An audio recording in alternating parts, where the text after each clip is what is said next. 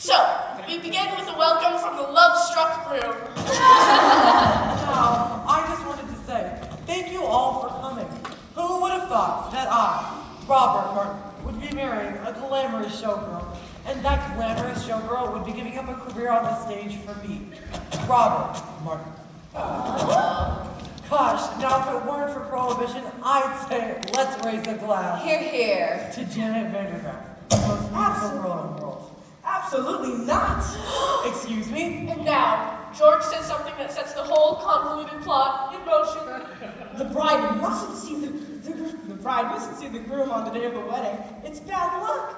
As a plot point, it's flimsy. I know. But I love it because it's flimsy. Breakfast will be served in the Arabian room. Say, don't you think it's a little early in the morning to be drinking? I don't understand the question. All you have to do is keep Janet away from Robert, okay? You're the chaperone. It's your only job. Aye, mon capitan.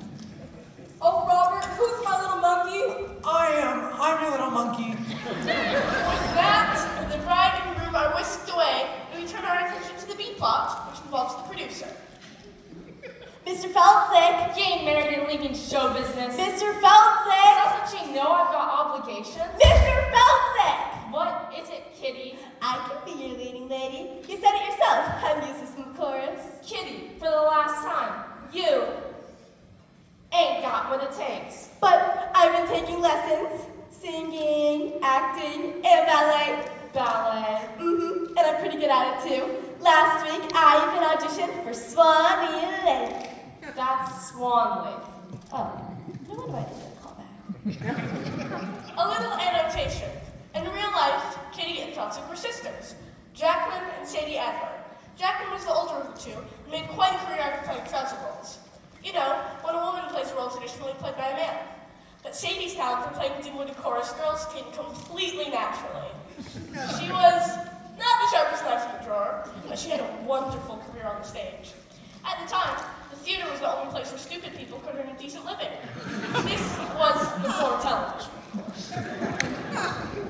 Kitty, I don't have time for this. A penny full, Mr. Feltzik. Not now, boys. Perhaps a nice profiterole. Boys, I'm not hungry. Then perhaps we can offer you something else that you want. Yeah, something that ain't food. What? Allow me to elucidate. Although we stand here before you in the guise of innocent pastry chefs, we are also, and primarily, employees of a certain individual. A certain individual? A certain individual who happens to be the single largest investor in Feltzik Follies. He has sent us here as pastry chefs to express his concern about Miss Vandergraaf's upcoming nuptials. Specifically, that if she gets married and leaves the show, then there ain't no show! Hey, don't I know you? No, you don't. Have you ever spent any time in Toledo? No. Have you ever spent any time in Aurora? No. But I do have a cousin in Seattle.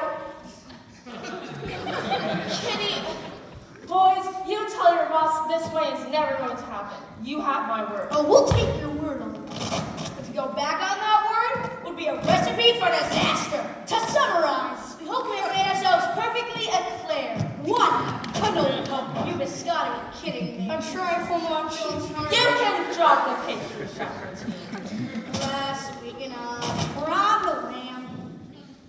Lamb's an entree, you macaroon. The gangsters were played by vaudeville duo the Chair brothers, John and Peter Chair. They were born Abram and Mendel Moskowitz, but were renamed to Ellis Island by a board immigration official.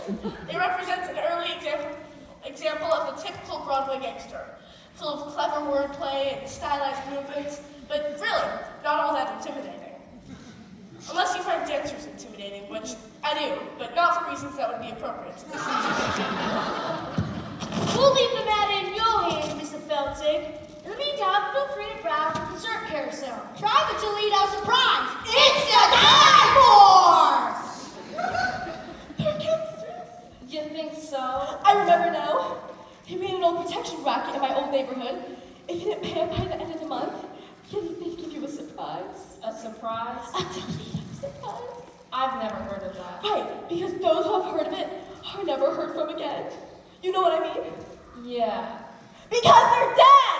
Yes, Kitty, I get it. Don't powder your face. I've got to stop this wedding. But how?